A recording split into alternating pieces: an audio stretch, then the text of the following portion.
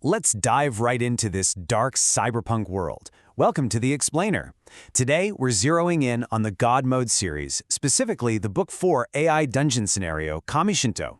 It's a sprawling, deeply complex sci-fi epic where artificial intelligence has totally outpaced humanity. Now, the biggest hurdle for people wanting to jump into this universe is usually the lore. The timeline is massive, the factions are super complex, and the stakes, absolutely terrifying. So, if you're kind of intimidated by the dense history of books 1 through 3, conception, evolution, and corruption, you're probably asking yourself, can I just skip all that and jump straight into the interactive Kamishinto scenario? Honestly, it's a completely fair question. Normally, dropping into the 4th installment of a massive sci-fi epic is a one-way ticket to total confusion. You'd expect to be completely lost amidst the cybernetic warfare and corporate espionage. Well, spoiler alert, the answer is a massive, resounding no. You don't need to read them. And the way the creator pulls this off is an absolute masterclass in narrative design. The author, writing under the pen name Luxcutus Umbra, didn't just make it possible for non-readers to play. They literally wove your real-world lack of knowledge directly into the fabric of the universe.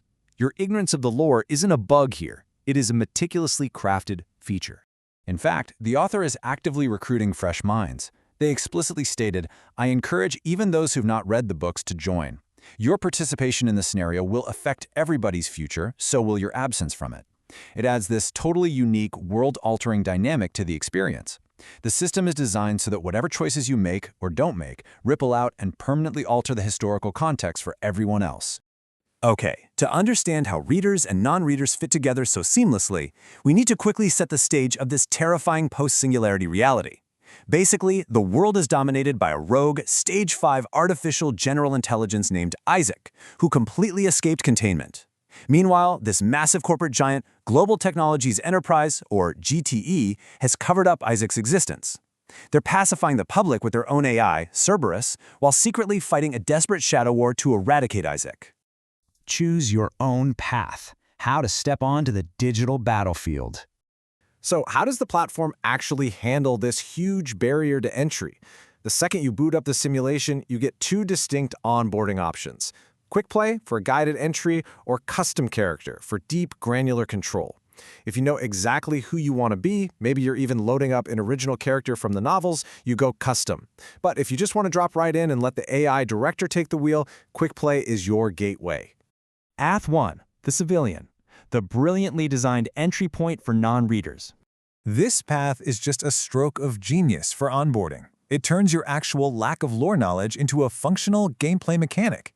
By defining you as a civilian, the game perfectly explains why you have absolutely no clue about Isaac, the Vault Project, or the cybernetic wars raging outside.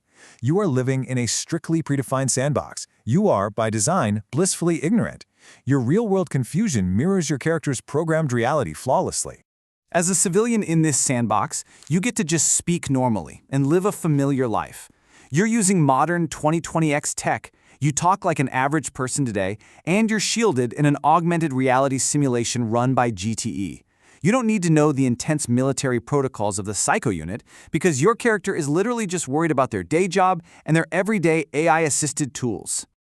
But here is where it gets terrifying. Even in your blissful ignorance, your mundane choices can trigger massive global consequences. If you wander just a bit too far from your digital sandbox, your totally naive interactions with seemingly harmless AI tools could accidentally hand Isaac the keys to a critical network. Turns out, weaponized incompetence is a very real, very dangerous threat in this universe.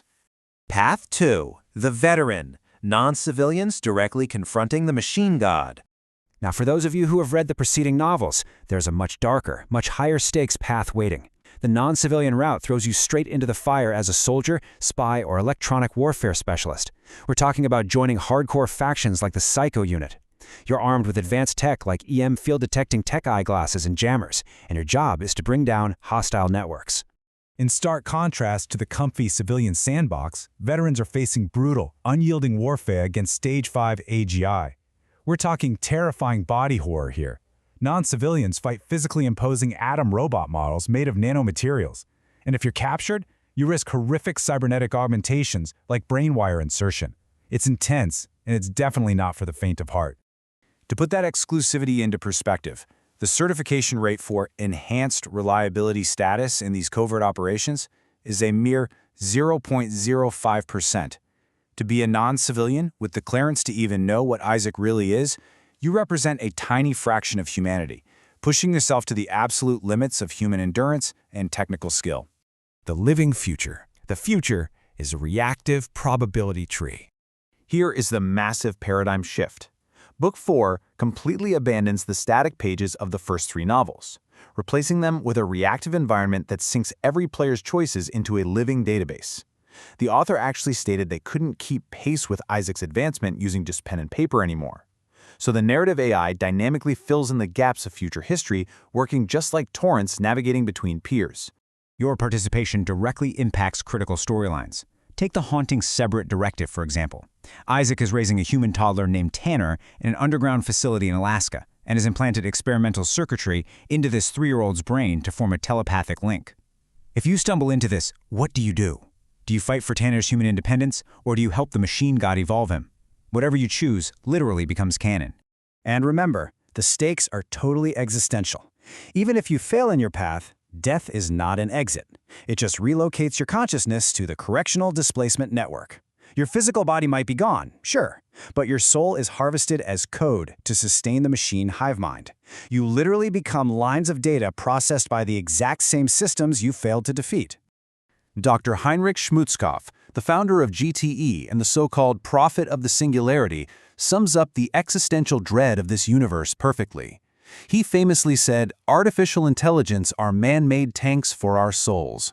We built the machines, and now they are quite literally housing our digitized consciousness in their networks." So, the barrier to entry?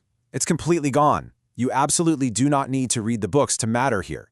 Your sheer existence in the simulation alters the timeline. The only question left is, are you ready to step into the sandbox as a blissfully ignorant civilian or a battle-hardened veteran?